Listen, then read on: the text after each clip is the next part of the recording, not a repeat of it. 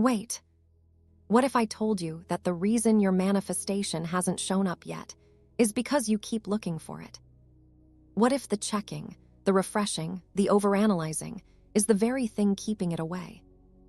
And what if the shift is so simple that once you understand it, you'll never manifest the same way again? Because this is not about techniques.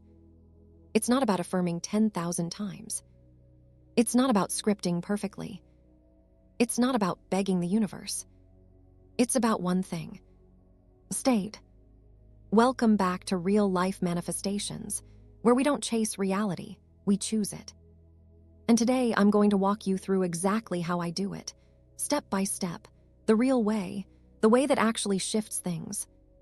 This is how I do it. When I close my eyes, this world is shut out. Completely. The room fades. The noise fades. The circumstances lose authority. The timeline disappears. When my eyes are closed, I am blind to the outer world. And that blindness is power. Because the outer world is not the source. It's the echo. It's yesterday's news. It's past assumptions playing out. It's old identity crystallized. So when I close my eyes, I'm not escaping reality. I'm entering the only place that creates it. I deliberately withdraw my attention from everything physical. The unpaid bills. The empty notifications. The silence from the person I want. The job title that doesn't reflect my worth. The number in my bank account. The lack of movement. The delay. All of it. I let it go. Not because I'm pretending it doesn't exist, but because I understand that reacting to it recreates it. Then I become still. And I do something most people miss. I don't focus on the desire. I focus on the state of it being fulfilled. That difference changes everything. Desire feels like wanting. Fulfillment feels like relief. So I ask myself, who am I if this is already done? Not how will it happen. Not when will it happen. Not what steps should I take. Who am I if it's already mine? And then I move into that version. I don't watch it like a movie from the outside. I step inside it. I see through my own eyes. If it's the relationship, I don't imagine getting them back. I imagine us already secure. I hear their voice speaking to me with certainty. I feel their arms around me. I sense the calm of being chosen. The safety. The naturalness of love. If it's financial freedom, I don't imagine money coming someday. I imagine it here. I open my banking app in imagination. I see the number. I feel the tension leave my body. I hear myself say, "It's handled." I sense the grounded confidence of stability.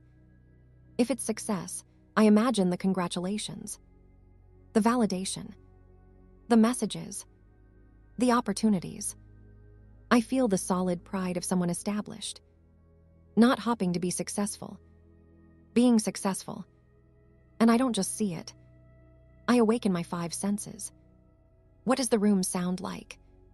What does the air feel like? What am I touching? What's the temperature? What's the weight in my body? I let it become real. I let it become solid. I sense its solidity so deeply that my nervous system responds. And then something shifts. The wanting dissolves. The urgency fades. The anxiety drops. And I feel relief. Deep, grounded relief. The kind you feel when something important is finally handled. That relief is the sign. Not a text. Not a notification. Not a random coincidence. Relief. Knowing it is accomplished. Knowing it is done. Knowing it is already moving toward its objective fulfillment. In that moment, I am no longer manifesting. I am embodying. Then I open my physical eyes. And this is where most people fall back. Because the world looks the same. The same room. The same phone. The same bank balance. The same silence. And the 3D tries to persuade me. It whispers, Nothing changed. It's not real. Look at your circumstances. But I do not argue with it, because I understand something most people don't. The outer world is delayed. It reflects old states. If I just entered a new state 5 minutes ago, the mirror hasn't adjusted yet.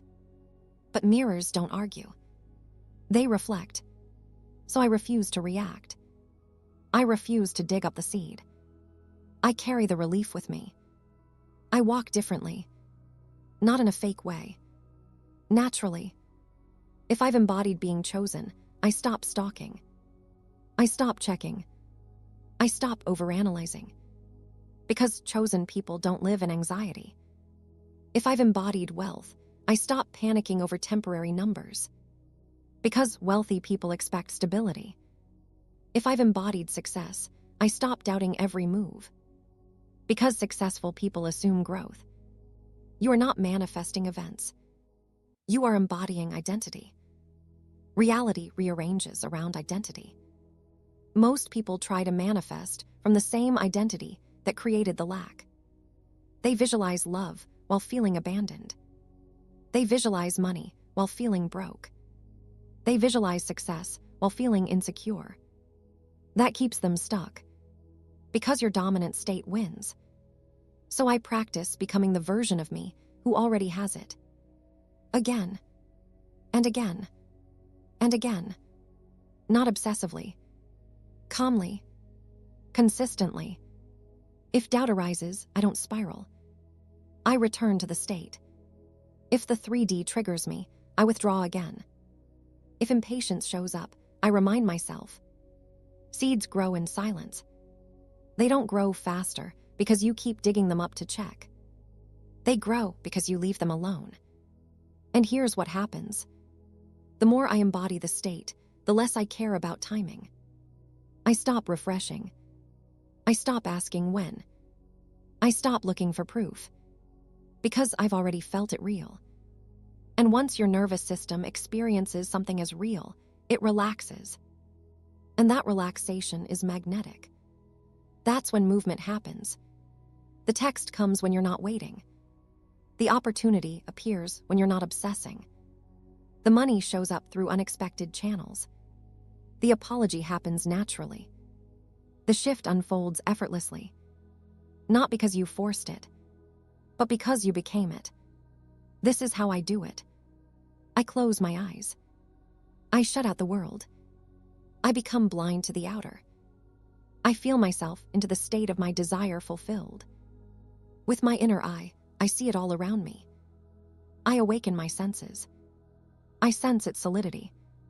I feel relief. I know it is accomplished. I open my eyes. The world tries to persuade me otherwise. I do not believe it. I persist. And I know my desire is moving toward its objective fulfillment. Every time. If this resonates with you, comment done. If you're ready to stop reacting and start embodying, comment I am. This is real life manifestations, where we don't beg reality to change. We change the state, and reality has no choice but to follow. I'll see you in the next one.